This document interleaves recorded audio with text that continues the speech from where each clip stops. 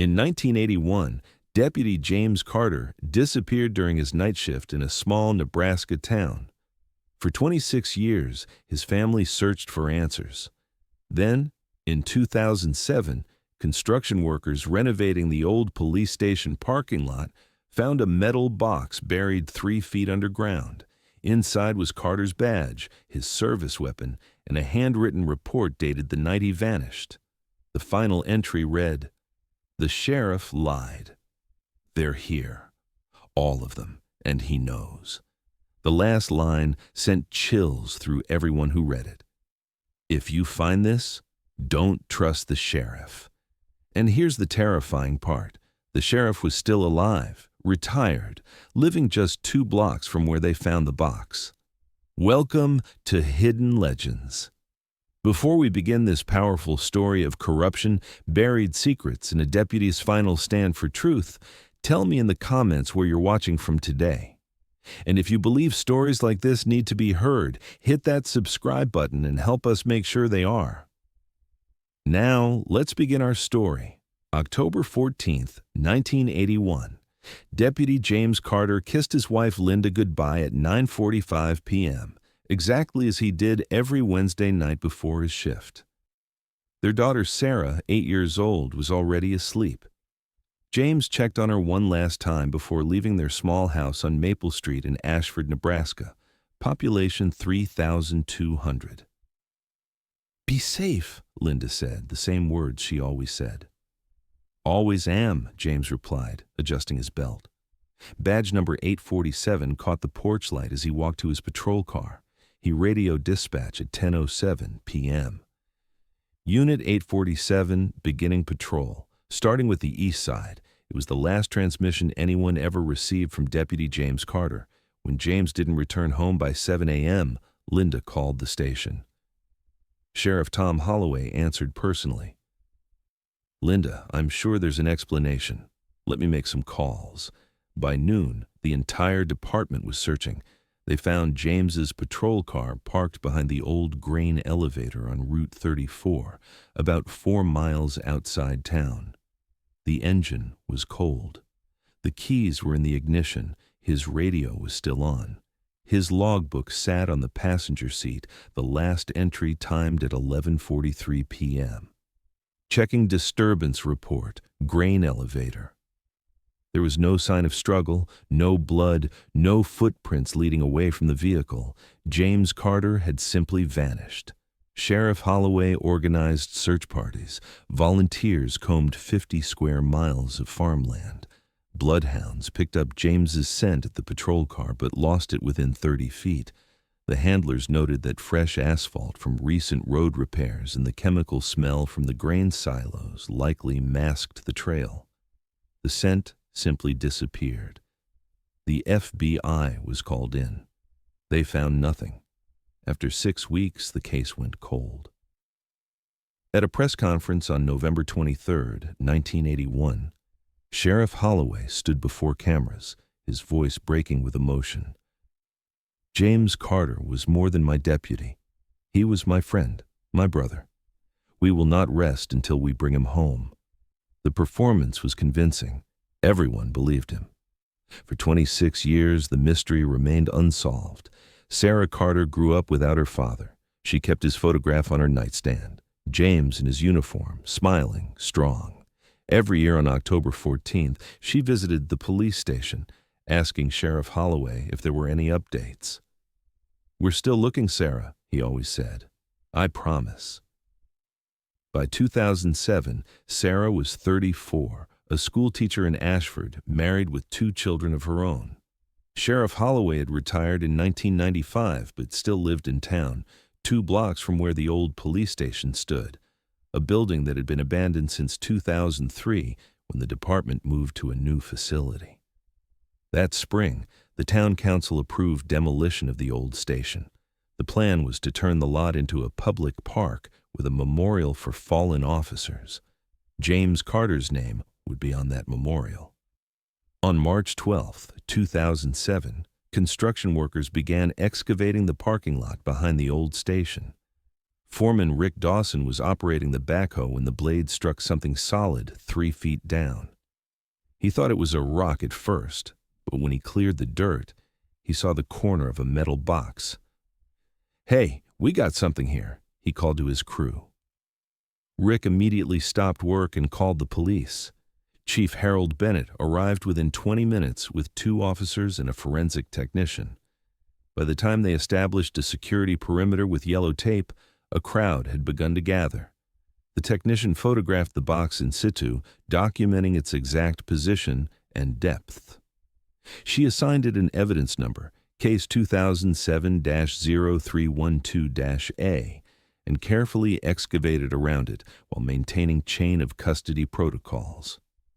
The box was military-grade steel, about 2 feet long, waterproofed with heavy-gauge metal and sealed with what appeared to be industrial-grade wax. It was locked with a combination padlock, heavily rusted but intact. The smell of rust and old metal filled the air as they lifted it from the ground. Sarah was there. So was Tom Holloway, standing at the back of the crowd, his face carefully neutral. Chief Bennett made the decision to open it on site rather than transport it. The crowd wouldn't have it any other way. Using bolt cutters, an officer carefully removed the corroded padlock. The lid opened with a metallic groan. Inside, wrapped in layers of waterproof plastic that crinkled loudly in the silence, were 3 items. A deputy's badge, number 847. The metal was cold to the touch, tarnished but intact. A Smith & Wesson .38 special revolver, fully loaded. The gun oil smell still faintly present after 26 years. And a stack of handwritten pages on standard police report forms, yellowed but perfectly preserved. Chief Bennett recognized the badge immediately. He had studied the Carter case file when he took over as chief in 2004. It belonged to Deputy James Carter. Sarah pushed through the crowd. "That's my father's badge," she said, her voice shaking. Bennett carefully removed the papers, handling them with gloved hands.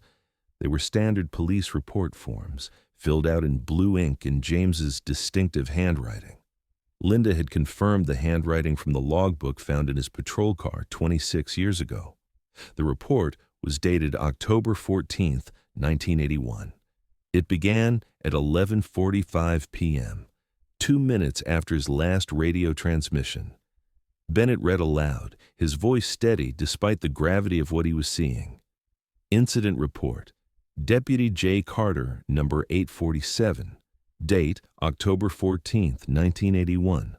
Time, 11:45 p.m. Location, County Road 34, grain elevator responding to disturbance call.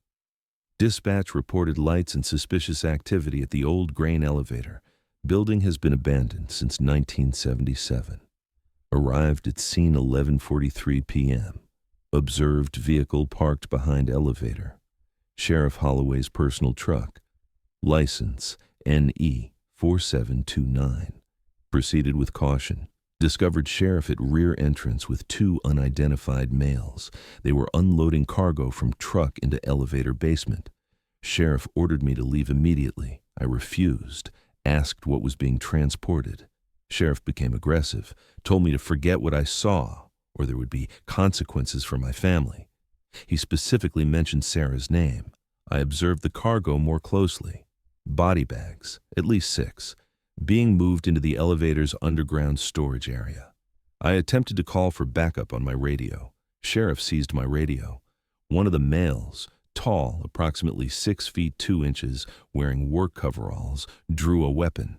I drew my service weapon, standoff. Sheriff told me I was already in this and there's no walking away clean. They forced me to help carry one of the bags into the basement. I had no choice. My weapon was holstered. They were armed, and I was outnumbered. Bennett paused, his voice faltering slightly before continuing. Sheriff said the men were problems that needed solving.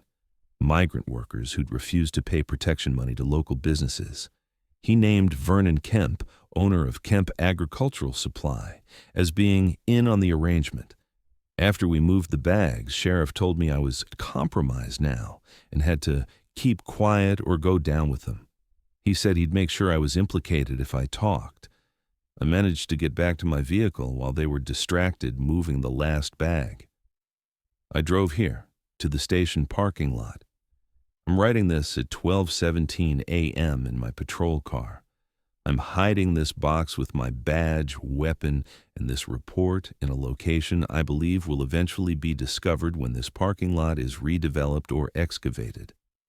I do not feel safe going into the station. I do not trust anyone in the department. I am taking this evidence to the state police in Lincoln first thing in the morning. If I don't make it, whoever finds this needs to know. The sheriff lied. They're here, all of them. And he knows. Vernon Kemp knows. The whole arrangement is about money. Protection rackets targeting migrant workers who can't go to police. If you find this, don't trust the sheriff. Deputy James Carter, Badge 847, October 14th, 1981, 12:34 a.m. The crowd was silent. You could hear the wind rustling through the construction site. Sarah's face had gone white. She turned slowly, looking directly at Tom Holloway. Holloway's expression had changed. The careful neutrality was gone, replaced by something harder, colder. "That's ridiculous," he said, his voice cutting through the silence. "James was my friend. This is a forgery. Someone's sick joke." "We'll verify the handwriting," Chief Bennett said quietly. "And we'll have the paper and ink analyzed. The state lab can date both. You won't find anything because there's nothing to find." James was confused that night, maybe having some kind of breakdown. I wasn't even at that grain elevator. "We'll check the old dispatch logs," Bennett replied. "We'll examine the elevator. And we'll have a conversation with Vernon Kemp." Holloway's jaw tightened. He turned and walked away through the silent crowd, his movements stiff and deliberate. Chief Bennett immediately secured the metal box and its contents as evidence. The papers, badge, and weapon were transported to the Nebraska State Police Crime Lab in Lincoln. Forensic analysis confirmed what everyone suspected. The paper stock matched standard-issue police report forms from 1980 to 1982. The ink was analyzed using thin-layer chromatography and mass spectrometry. The formulation matched blue ballpoint pen ink manufactured in the early 1980s, no longer in production. The ink had aged consistently with a 26-year timeline. The handwriting was a perfect match to known exemplars of James Carter's writing. Most damning, the pages showed foxing and degradation patterns, consistent with being sealed in an airtight container since 1981. There was no possibility of forgery. James Carter had written this report the night he disappeared. Chief Bennett ordered a forensic team to the old grain elevator. The building had been abandoned for 30 years, its corrugated metal walls rusted and sagging, surrounded by overgrown weeds. The basement entrance was padlocked. Bolt cutters made quick work of it. The team descended into darkness, their flashlights cutting through decades of dust and decay. The basement was large, designed for bulk grain storage, with thick concrete walls and a low ceiling. The air smelled of mildew and rot. At the far end, they found it. A section of the concrete floor was visibly newer than the rest, lighter in color, with different surface texture. The team measured the area, approximately 12 feet by 8 feet. "Get the ground-penetrating radar," Bennett ordered. The GPR operator ran systematic scans of the basement floor. The newer concrete section lit up on the display with clear anomalies beneath the surface, density variations consistent with buried organic material, multiple objects, human-sized. "We need to extract a core sample," Bennett said. Using a diamond-tipped core drill, technicians extracted a cylindrical sample from the newer concrete. The core showed clear stratification. The concrete had been poured in the early 1980s based on the curing patterns and aggregate composition. Microscopic analysis of the cement paste revealed carbonation consistent with 25 to 30 years of aging. Beneath the concrete layer, the core sample contained soil heavily contaminated with decomposition byproducts. They had found the burial site. The excavation order was signed by a judge that evening. 3 days later, the medical examiner confirmed what everyone had feared. They had found 6 bodies buried beneath the concrete, all adult males, aged approximately 25 to 45. All had been dead for approximately 26 years based on decomposition rates and soil chemistry analysis. All showed signs of execution-style gunshot wounds to the back of the head. Identification would take time: dental records, DNA analysis, isotope testing. But preliminary findings suggested the victims were migrant workers who had disappeared from the area in 1980 and 1981. During that period, Sheriff Tom Holloway had been officially investigating a series of disappearances along the county roads. His report stated the men had likely moved on, seeking work elsewhere. No substantial investigation was ever conducted. Now it was clear. Holloway hadn't been investigating the disappearances. He'd been responsible for them. Investigators interviewed Vernon Kemp, the 76-year-old former owner of Kemp Agricultural Supply. Kemp had sold his business in 1995 and was now living in a retirement community in Omaha. Initially, Kemp denied everything. But when confronted with James Carter's report naming him specifically and faced with the possibility of being charged as an accessory to murder, Kemp's resolve crumbled. He confessed to his role in the scheme. In 1979 to 1981, Holloway and Kemp, along with 2 other local business owners who had since died, had been running a protection racket. Migrant workers passing through the county were forced to pay fees for safe passage and work permits that didn't legally exist. Those who couldn't pay or who threatened to report the scheme to federal authorities were eliminated.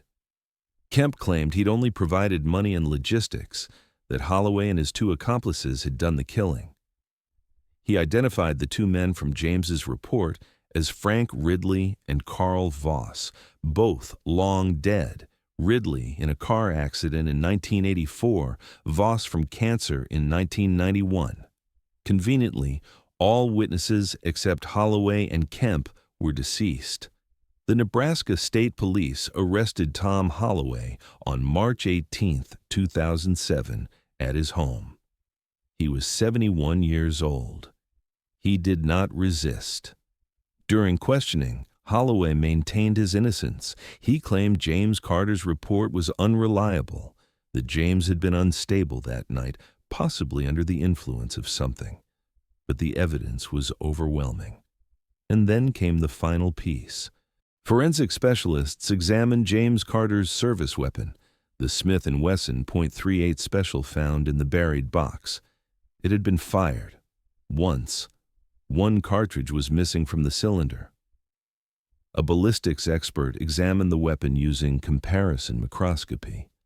The barrel's rifling pattern, the spiral grooves cut into the barrel, left unique tool mark impressions on any bullet fired through it.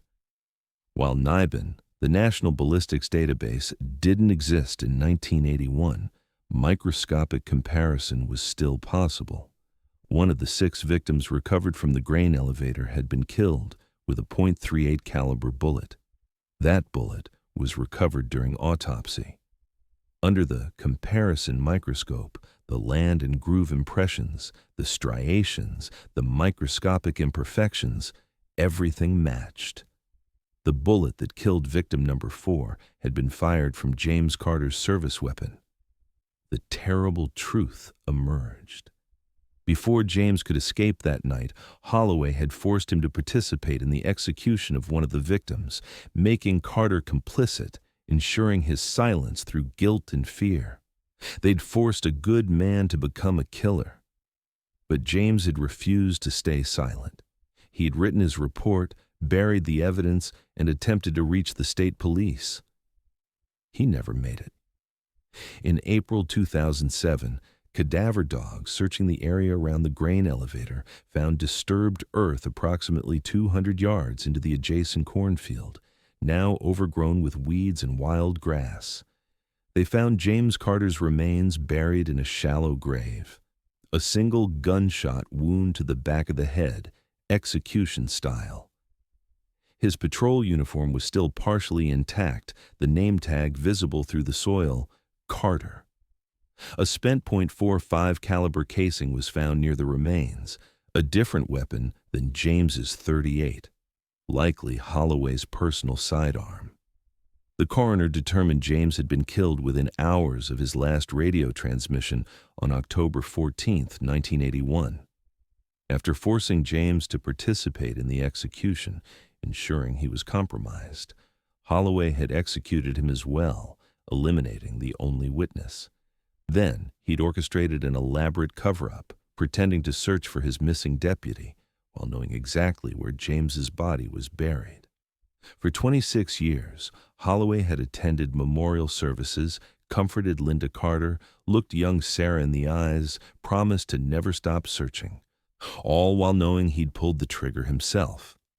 Tom Holloway's trial began in October 2007. The prosecution presented overwhelming evidence. The bodies, James Carter's authenticated report, forensic dating of the concrete and ink, ballistics analysis, Vernon Kemp's testimony, and statements from retired officers who recalled Holloway's suspicious behavior during the original investigation. Holloway's defense argued he was being framed, that Kemp was lying to save himself, that James Carter's report was the product of a disturbed mind. The jury deliberated for 4 hours, guilty on 7 counts of first-degree murder. Holloway was sentenced to 7 consecutive life terms without possibility of parole. He was 72 years old.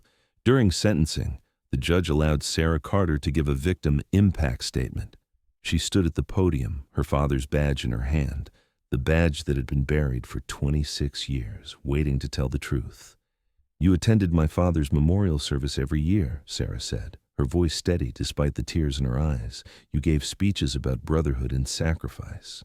You cried at the podium. You hugged my mother. You brought flowers. And the entire time, you knew. You knew where he was. You knew what you'd done." She paused, collecting herself. "I remember being 10 years old, sitting in the police station on a Saturday morning while my mom talked to you about the case.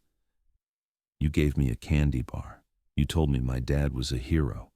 You told me heroes never really die because we remember them." Her voice hardened. "You killed my father. You made him participate in murder, and then you executed him to cover your crimes. But even in death, he made sure the truth would come out. He left a message. He documented everything. And we found it." She placed the badge carefully on the podium. "My father was a good man who tried to do the right thing in an impossible situation. You didn't win. You never won. Because my father's last act, burying that box, writing that report, made sure that someday someone would know exactly what you did." She looked directly at Holloway. "Justice remembers. And now everyone will remember you for what you really are." Holloway said nothing. His expression was blank. He was led away in handcuffs. Vernon Kemp received a plea deal in exchange for his testimony, 15 years for conspiracy and accessory after the fact. He died in prison in 2010. Tom Holloway died in prison in 2013 at age 78. He never confessed. He never showed remorse.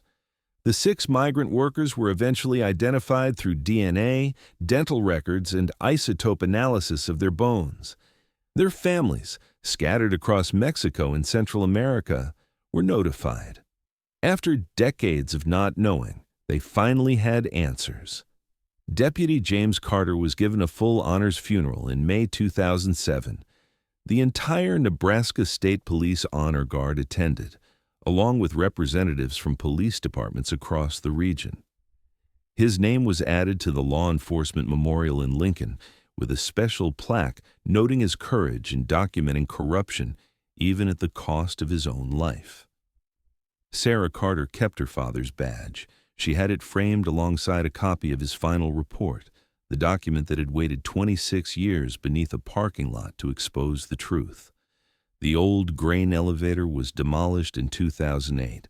The site was consecrated as a memorial. 7 oak trees were planted in a circle, one for each victim. In the center, a simple granite marker bears the inscription, "Justice Remembers." In memory of 7 men whose lives were taken, and 1 man who refused to let their deaths be forgotten. 1980 to 1981. The metal box that contained James's evidence is now displayed at the Nebraska State Police Museum in Lincoln. Visitors can read a transcript of James Carter's final report, a testament to one deputy's refusal to stay silent even when silence might have saved his life. Linda Carter passed away in 2011. She was buried next to James in Ashford Cemetery. At the funeral, Sarah placed a single item in her mother's hands, her father's wedding ring, which had been recovered with his remains. After 30 years, they were finally together again. Today, the case of Deputy James Carter is studied in police academies and criminal justice programs as an example of integrity under impossible circumstances and the critical importance of documentation and evidence preservation. The parking lot where James buried his final testimony is now a memorial park. Children play on the grass, families have picnics under the trees, and on a bronze plaque near the entrance, James Carter's badge number, 847, is engraved permanently. But for those who knew him, James Carter is remembered simply as a good man who tried to do the right thing, and who made sure that even from the grave, the truth would be told. The end.